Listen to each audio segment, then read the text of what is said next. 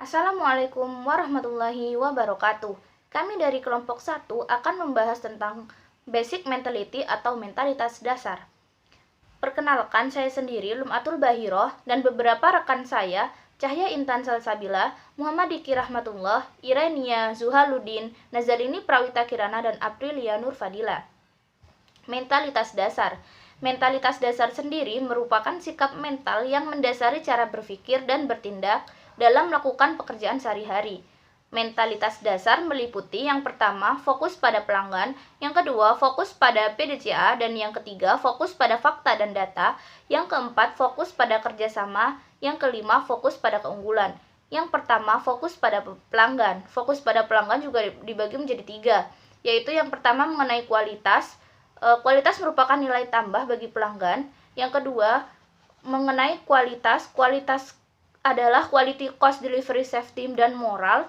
Yang ketiga, mengenai pelanggan adalah keseluruhan proses. Nah, yang pertama mengenai kualitas merupakan nilai tambah bagi pelanggan.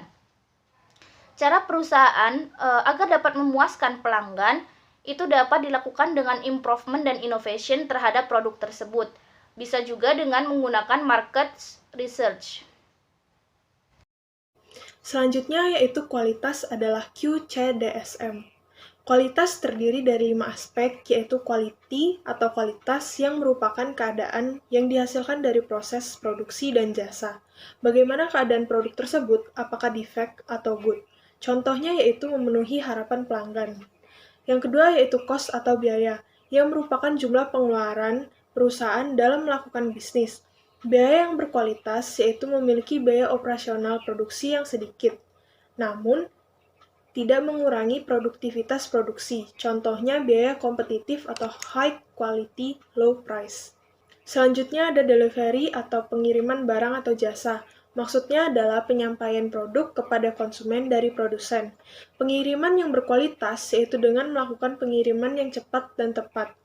Kemudian ada safety atau keamanan pengguna dan pembuat produk atau jasa, yang merupakan keselamatan di lingkungan kerja. Kualitas keamanan yang baik ditandai dengan tidak adanya kecelakaan kerja. Contohnya yaitu memperhatikan keselamatan kerja karyawan, limbah yang aman, dan produk yang aman. Kemudian ada moral, yaitu sikap dari pekerja dan pemilik usaha. Kualitas semangat Kaizen dalam bekerja dan melayani sesuai dengan etika bisnis dan etika norma. Selanjutnya yaitu ada pelanggan adalah keseluruhan proses. Dari awal proses pembuatan dimulai hingga hasil akhir yang dilakukan oleh karyawan merupakan mutlak untuk pelanggan dalam membangun keunggulan bersaing dengan produk yang ada di pasar. Kemudian ada fokus pada PDCA, yang terdiri dari manajemen adalah PDCA, pengendalian dimulai dari proses awal hingga akhir, dan pengendalian adalah tindakan penanggulangan dan pencegahan. Manajemen PDCA. Pada bagian tersebut dapat kita lihat bahwa kegiatan pengendalian terdiri dari dua, yaitu perbaikan dan pemeliharaan. Siklus PDCA terus dijalankan dengan diiringi siklus SDCA. SDCA ini terfokus pada kegiatan pemeliharaan, sedangkan PDCA ini lebih mengacu ke perbaikan. Dapat dilihat pada gambar tersebut bahwa SDCA fokus pada kegiatan pemeliharaan, kemudian PDCA lebih mengacu ke arah perbaikan sampai akhirnya terjadi kemajuan. Selanjutnya, yang B ada pengendalian dimulai dari proses awal hingga akhir, atau PDCA from end to end. Pengendalian perlu dilakukan terhadap produk input, proses pengerjaan atau implementasi, hingga hasil akhir atau output. Artinya, pengendalian sangat perlu dilakukan terhadap produk yang masuk dari supplier hingga keluar sampai ke tangan konsumen. Oleh karena itu, perlu mengembangkan mentalitas berkualitas yang melekat pada pelaku proses dan juga menerapkan do it right the first time. Alurnya dapat dilihat pada gambar di bawah.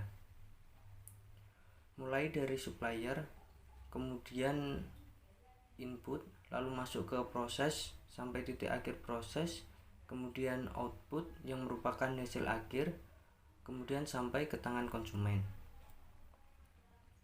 Selanjutnya Pengendalian adalah tindakan penanggulangan dan pencegahan atau preventive and corrective action.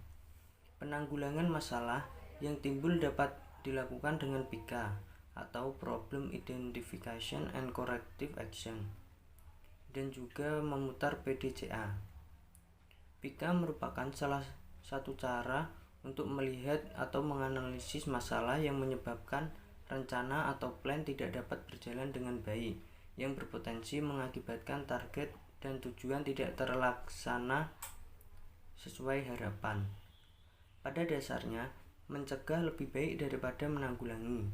Oleh karena itu, perlu dilakukan pencegahan agar tidak terulang masalah yang sama dan mengantisipasi kemungkinan timbulnya masalah yang lain, sehingga harus ditanggulangi sampai akhir masalah. Pembahasan selanjutnya adalah mengenai fokus pada fakta dan data, di mana pembahasan mengenai fokus pada fakta dan data ini dibagi menjadi 4 pembahasan utama. Pembahasan yang pertama adalah manajemen berdasarkan fakta dan data, yang kedua adalah prinsip prioritas, yang ketiga adalah rumusan sasaran, di antaranya adalah SMART, kemudian ada yang keempat adalah prosedur dan standar tertulis. Untuk pembahasan yang pertama, yaitu mengenai manajemen berdasarkan fakta dan data, sudah dijelaskan bahwa sebuah data itu mewakili atau sebagai nyawa dari sebuah fakta, di mana manajemen ini dapat mengutarakan sebuah fakta berdasarkan data-data yang dikumpulkan. Nah, untuk membangun sebuah manajemen tersebut dan untuk mengutarakan sebuah fakta tersebut, dibuatlah 2 alur utama. Yang pertama adalah data apa yang dibutuhkan, dan yang kedua itu bagaimana cara untuk mengumpulkan data dan cara untuk menggunakan data yang sudah dikumpulkan. Kemudian pembahasan yang kedua adalah mengenai prinsip dari prioritas, di mana prinsip dari prioritas ini dibagi menjadi 2. Ada prinsip efektivitas dan prinsip efisiensi, di mana kalau efektivitas itu berhubungan dengan keefektifan suatu pekerjaan sehingga dapat mencapai target yang ditentukan. Sedangkan untuk efisiensi, yaitu menganut pada pengertiannya sendiri, adalah menggunakan sebuah bahan atau menggunakan sesuatu sedikit-dikitnya untuk mencapai efisiensi atau kegunaan sepenuhnya.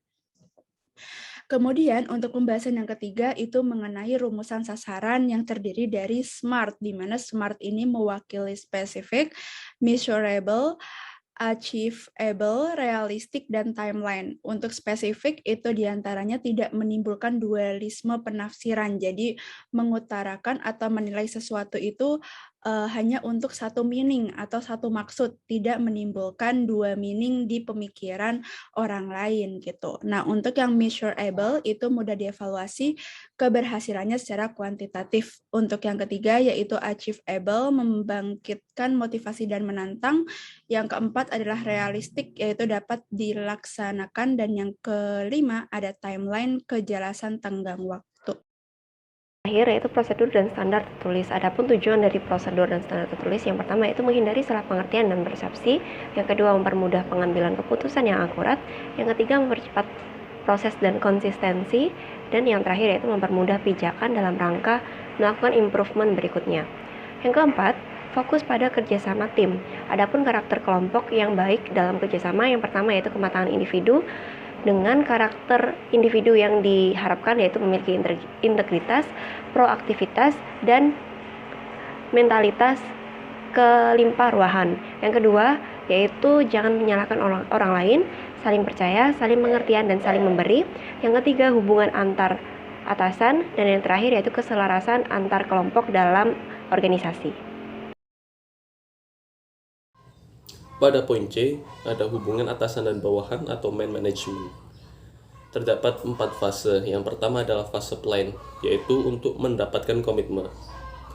Yang kedua ada fase do, untuk kinerja yang optimal. Yang ketiga ada fase check, untuk melihara motivasi.